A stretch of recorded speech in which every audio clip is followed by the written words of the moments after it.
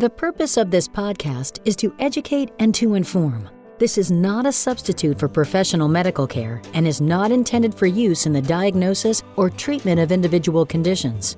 Guests on this podcast express their own opinions, experience, and conclusions. The mention of any product, service, organization, activity, or therapy should not be construed as an ASCO endorsement. Hello and welcome to the ASCO Guidelines Podcast Series, brought to you by the ASCO Podcast Network, a collection of 9 programs covering a range of educational and scientific content and offering enriching insight into the world of cancer care. You can find all the shows, including this one, at podcast.asco.org. My name is Brittany Harvey, and today I'm interviewing Dr. David Hui from MD Anderson Cancer Center in Houston, Texas, and Dr. Margaret Campbell from Wayne State University in Detroit, Michigan, co-chairs on Management of Dyspnea in Advanced Cancer, ASCO Guideline. Thank you for being here, Dr. Hui and Dr. Campbell. Thank you. It's wonderful to be here. Yeah, it's my pleasure. First, I'd like to note that ASCO takes great care in the development of its guidelines and ensuring that the ASCO conflict of interest policy is followed for each guideline. The full conflict of interest information for this guideline panel is available online with the publication of the guideline in the Journal of Clinical Oncology. Dr. Hui, do you have any relevant disclosures that are directly related to this guideline topic? I have no relevant disclosures. Thank you. And Dr. Campbell, do you have any relevant disclosures that are related to this guideline topic? No, I do not have any relevant disclosures. Thank you. Then let's get into some of the guideline content. So first, Dr. Hui, can you give us a general overview of the purpose of this clinical practice guideline? Yeah, this clinical practice guideline is on dyspnea in patients with advanced cancer. And this symptom of shortness of breath or dyspnea is very common in our patients and extremely distressing. And the evidence base is rapidly evolving. So the purpose of this guideline is then to summarize the up-to-date information and provide some recommendations for clinical practice to help alleviate this very challenging symptom. Great. Then let's review some of those key recommendations of this guideline. So, Dr. Campbell, what is recommended for screening and assessment of dyspnea in patients with advanced cancer? Well, as David mentioned, this is a highly prevalent symptom, but we know that in clinical practice, sometimes patients won't disclose their symptom unless they're asked. And it gives us an opportunity to be certain that we don't overlook the symptom, particularly when it's in the early stages, mild or moderate stages where we can intervene rapidly. So in order to treat a symptom, we have to know that the symptom exists. So in the guideline, we recommend at every clinical encounter that there be an assessment for dyspnea. So every clinical encounter could be every time the patient presents in the outpatient clinic, or it could be every day if the patient is an inpatient, every day on rounds, or every time vital signs are obtained, there would be an assessment of the patient's dyspnea. Great. Then reading through this guideline, it takes a hierarchical approach to the management of dyspnea, addressing first potentially reversible causes, then the use of non-pharmacologic interventions, and finally, pharmacologic interventions. So first, what does the guideline state regarding addressing those potentially reversible causes of dyspnea? Yeah, well, this is a very important aspect that you highlighted, is that we really want clinicians to remember that, it's not just about treating this symptom, it's ideally identifying what are the causes of shortness of breath that we could reverse.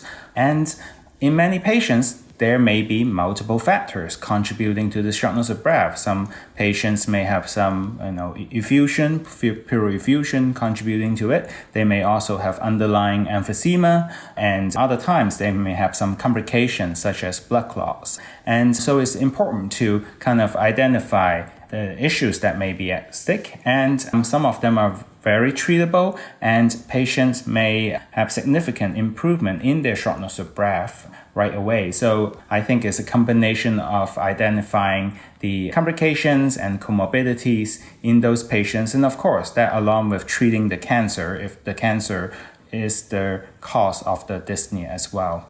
Great. Then, so after addressing those potentially reversible causes, Dr. Campbell, what are the recommended non-pharmacologic interventions? Well, in the case of a patient whose dyspnea is not severe, but is a difficult to tolerate symptom, we propose that the clinician begin with a hierarchical approach from the easiest, simplest interventions that are non-pharmacologic that may actually help improve the symptom experience. So that might be as simple as changing the patient's position. And depending on where their cancer is located, they may find that they are more comfortable sitting up straight, propped with pillows, for example. In addition, circulating air around the face has a fairly strong evidence base, and that can be accomplished, weather permitting, by putting the patient's chair near an open window. Or it can be accomplished with a small handheld fan blowing on the face. For some patients whose blood oxygen levels are low, then the application of supplemental oxygen may be helpful to correct the low blood oxygen. Those are the major interventions that we would suggest, but there could be others. If the patient is still ambulatory, then perhaps a walking aid, avoiding stairs, and some of that comes back to our comprehensive assessment. If we can determine what triggers the patient's shortness of breath, then perhaps we can suggest interventions to minimize that, like pacing activity. So similarly, if the patient's in the hospital but has dyspnea, we would want to pace their clinical activity. We wouldn't want them to have their bed bath, their breakfast, their linen change, their physical therapy all in the same short period of time. We would want to see those interventions staggered through the day. Definitely, that makes a lot of sense. So then, Dr. Hui, what pharmacologic interventions are recommended for patients with advanced cancer in dyspnea? Yeah, and so building on Dr. Campbell's discussion of the non-pharmacologic interventions, sometimes patients would continue to have quite a bit of shortness of breath, or it's a very acute or severe presentation, such as in the hospital setting, then we do recommend some pharmacologic interventions. So the frontline measure for that would be systemic opioids. And I recognize that nowadays opioids, there's still a lot of stigma around the use of it and concerns, but it is after careful review by the committee and based on the existing evidence that we do recommend this as the main pharmacologic agent for patients. Of course, the use of opioids need to be carefully monitored and patients should be educated very carefully and how to use them properly for shortness of breath. There are a number of other pharmacologic agents that may be considered for selected populations other than opioids. So if patients have a higher level of anxiety, then a short-acting benzodiazepine may be considered for those individuals. And for patients with more structural causes of shortness of breath, such as airway obstruction, systemic corticosteroids may be considered. And for patients with airway obstruction, then bronchodilators may be helpful as well, although the evidence around that is still on the weaker side. And there are some patients who, despite very active intervention with many of these non-pharmacologic and pharmacologic measures, who continue to have very severe shortness of breath. And for those who are, let's say in a palliative care unit setting, and have refractory dyspnea, palliative sedation is mentioned as an option for patients as a last resort. Okay, thank you both for reviewing those interventions for patients. So, Dr. Campbell, in your view, why is this guideline important and how will it change practice?